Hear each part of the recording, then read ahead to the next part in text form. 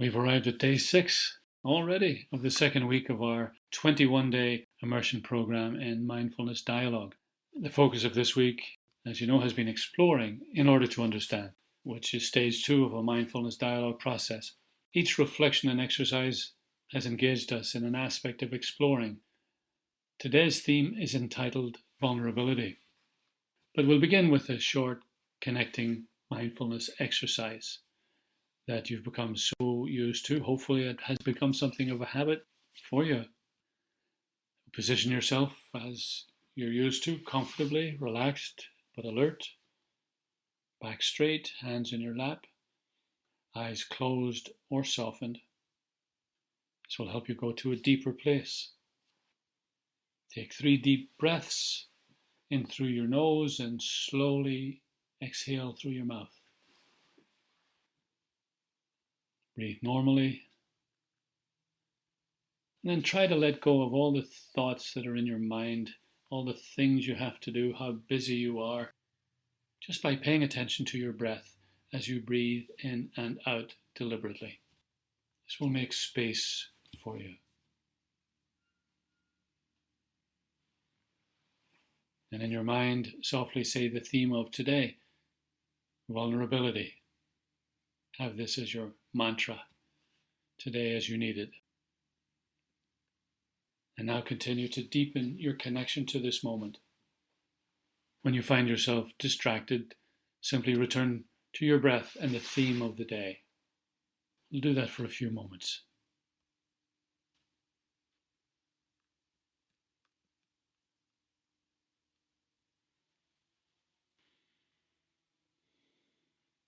And now gently return to the present, to your body, to where you are. Gently open your eyes. Feel the space you have made inside of yourself and perhaps around you. So let's explore the skill of vulnerability. In my experience, there are 2 basic impulses in all of us. One is longing, and the other is belonging. The first is about being my true self and living my own unique life. The second is about feeling accepted for who I am. The first, longing, is actually realized in the second, belonging. Belonging to a family, a community, is essential for well-being, but more essentially for identity. However, many of us live with the fear that we are not enough and therefore not worthy to belong. Many of you are familiar with the author Brené Brown, who discovered in her research that people who had a sense of worthiness, a sense of true self, and were able to feel connected to significant others believed that, strangely, it was what made them most vulnerable. Their fear of not being worthy that actually made them most beautiful. Moreover, it was the willingness to share this fear that made them most attractive to others. This somewhat counterintuitive strength is in fact the source of real courage. For the word courage, appropriately enough, means to act from the heart. Society today, however, promotes the opposite. It promotes that well-being and success comes from the ability to predict and control. So we are encouraged to suppress or numb vulnerability in the many ways made available today. Consuming, addiction, medication, etc. But it is not actually possible to numb vulnerability without also numbing more positive things like joy and gratitude. So the numbing then becomes an ongoing, endless process that descends ultimately into depression and misery. However, if instead we can learn to let ourselves be seen, we discover that vulnerability enables us to be alive in new and truer ways. William Stafford's poem, Ask Me, reflects this skill of vulnerability. He says, "Sometime when the river is ice, ask me mistakes I have made. Ask me whether what I have done is my life. Ask me mistakes I have made. Ask me whether what I have done is my life. Words all of us would love to be able to say, because perhaps they would release us from the pretense that can grow up around our lives like choking vines. When we can even just begin to do this, we see that we are stronger than we thought, that we are enough just as we are. Nor, and this is equally important, are we simply the product of what others have done to us. Stafford continues, others have come in their slow way into my thought, and some have tried to help or to hurt. Ask me what difference their strongest love or hate has made. In that place of strength, I can find perspective, recognizing that where I am now is the result of many, many things, and that this is the case for all of us.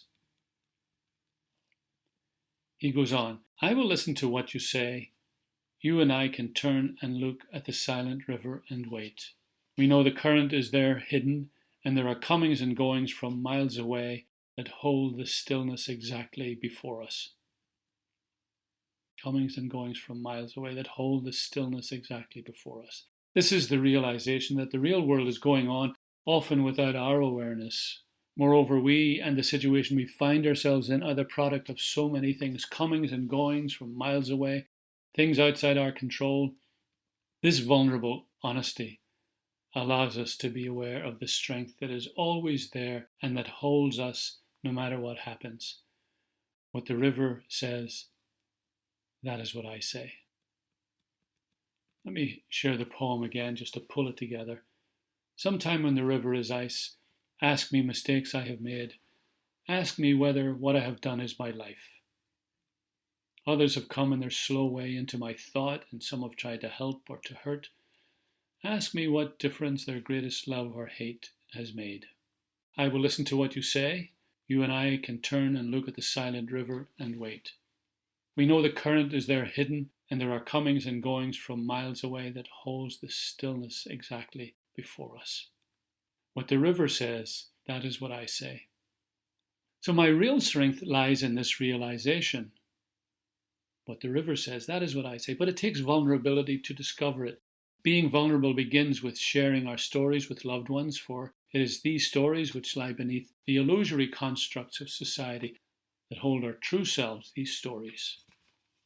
The strength of vulnerability lies here, in allowing the power of life that informs us all to flow through us in a way that generates life and well-being. This is who I am. This is my strength. What the river says, that is what I say. And even though this realization is extremely important for the practice of mindfulness dialogue, I held it till this stage to allow us to be able to use the insight more effectively. For there is a less obvious point here, and that is the learning curve involved in what I have come to call skilled vulnerability. At first, the term seems like an oxymoron, since skill implies deliberateness and vulnerability suggests spontaneity. However, it is clear that how much we share in an encounter is critical. Too much, and I may overwhelm. Too little, and there may be no impact. This may be because sharing too much can be a form of victimization that still involves a guarded rather than vulnerable self, while too little suggests control. Moreover, each situation may require different measures, so knowing how to share one's true self in a world that resists such authenticity is ultimately an art that is born of trial and error and long practice. So let's look at the art of skilled vulnerability in a kind of mindful way.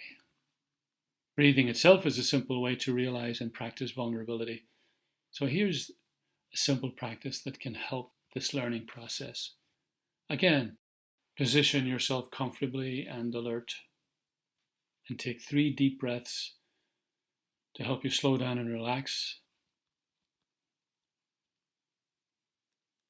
Breathe normally and simply follow your breath.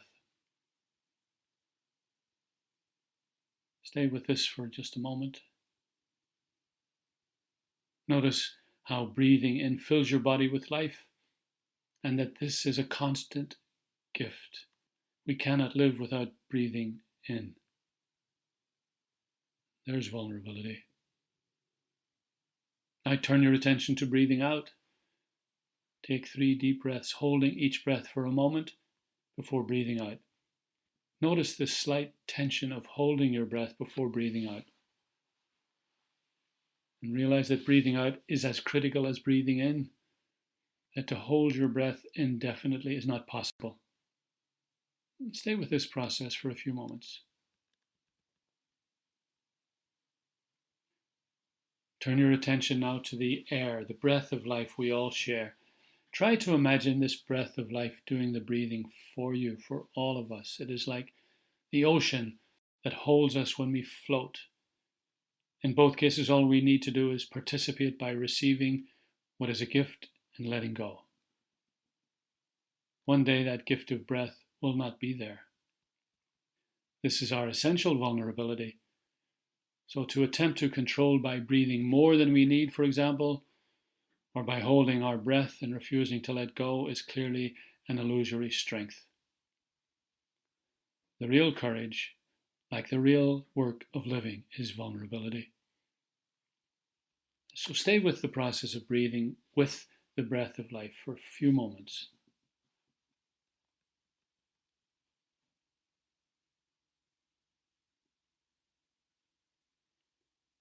And when you're ready, open your eyes and come back to the place where you are. Notice how you feel.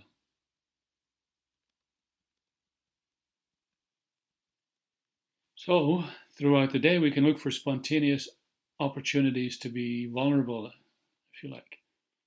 For example, catch yourself breathing now and then. Simply notice your breath and your vulnerability. Be grateful for this breath of life. It will help if I think about some of the places where I find it hard to be vulnerable.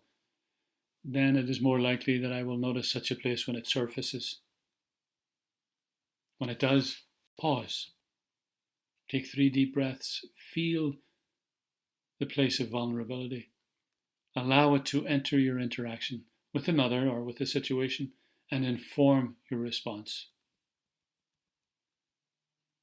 Other opportunities for vulnerability throughout the day might be open up about difficult thoughts, feelings, or failures with someone you trust. Another might be give yourself permission to do something imperfectly. Another might be sign up for an activity that's outside of your usual comfort zone. Experience another part of the organization, experience another culture, and don't forget to capture anything you noticed in your 5-minute journaling at the end of the day. Finally, perhaps it's obvious at this stage, vulnerability is not a weakness, but the only true strength. Control of anything fundamental is the illusion. Practicing vulnerability, then, is a critical part of the path to a new way of seeing and living in a new world. If you set up an arrangement to chat with someone on your group list at the end of the week, this would also be an opportunity to be vulnerably strong. I hope this reflection gives you the courage of vulnerability today. So, Bannacht ar an lá seo.